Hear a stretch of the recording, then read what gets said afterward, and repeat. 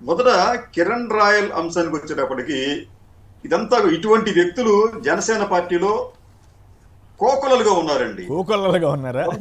ఒక్కొక్కరు బయటపడతారు. అంటే జనసేన పార్టీలో ఉన్నన్ని అరాచక శక్తులు బహుశా భారతదేశంలో ఏ పార్టీలో కూడా ఉండకపోవచ్చు. వారి మాటలు, వారి చేష్టలు, వారి హావభావాలు అన్నీ కూడా ఇబ్బందికరంగానే ఉంటున్నాయి. సోషల్ మీడియాలో కావచ్చు, బయట కావచ్చు, లేకపోతే ఇటువంటి డిబేట్లో కావచ్చు. డిబేట్లలో కూడా వారు మాట్లాడుతున్న తీరు చాలా అభ్యంతరకరంగా, హేయకరంగా ఉంటున్నాయి.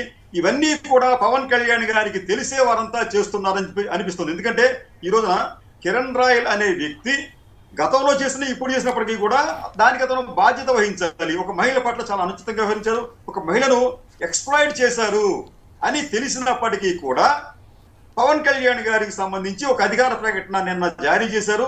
అదేమిటంటే పార్టీ తదుపరి ఆదేశాలు ఇచ్చేంత వరకు కూడా మీరు పార్టీ కార్యకలాపాలకు దూరంగా ఉండండి, అంతే తప్ప వారి మీద చర్యలు తీసుకోవడానికి ఉపక్రమించలేదు. ఎందుకు చర్యలు తీసుకోవాలి అంటే మీకు అంత చాలా నగ్నంగా ఆ ఆధారాలు కనిపిస్తున్నాయి.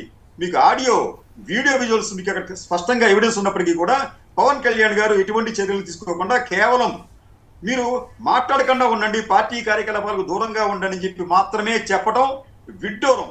ఎందుకు విడ్డూరం చెప్పి అన్నానంటే పవన్ కళ్యాణ్ గారి గతంలో అంటే అధికారంలోకి రాకముందు మహిళల గురించి ఆయన చేసిన ప్రకటనలు ఎవరైనా చూసినా చదివినా గానీ వారి శరీరం ఉప్పొంగిపోతుంది. ఎందుకంటే మహిళల పట్ల ఆయనకు అపారమైన గౌరవం ఉంది.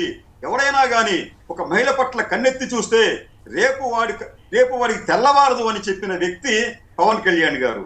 మహిళల మిస్సింగ్ కేసుల్లో కూడా ఆయన ఎంతో నుంచి వచ్చిన ఇంతమంది మిస్ అయిపోయారు అని చెప్పి వారికి సానుభూతి చెప్తూ వారికి గురించి అశ్రువులు రాల్చిన పవన్ కళ్యాణ్ గారు ఈ రోజున తన పార్టీలో ఉన్న వ్యక్తులు మహిళల పట్ల అనుచితంగా వ్యవహరిస్తున్నప్పటికీ కూడా వారి పట్ల చర్యలు తీసుకోవడానికి, వారిపైన చర్యలు తీసుకోవడానికి పవన్ కళ్యాణ్ గారు తత్సారం చేస్తున్నారు. ఎందుకు ఇదంతా జరుగుతోంది? కాబట్టి పవన్ కళ్యాణ్ గారు దీంట్లో అంటే ఎందుకైనా ఉదాసీనంగా ఉన్నారు, అసలు పవన్ కళ్యాణ్ గారికి మహిళలంటే గౌరవం ఉందా లేదా అనే విషయాన్ని రేణు దేశాయ్ గారు లేకపోతే మరొకరు ఇప్పటికే చెప్పారు.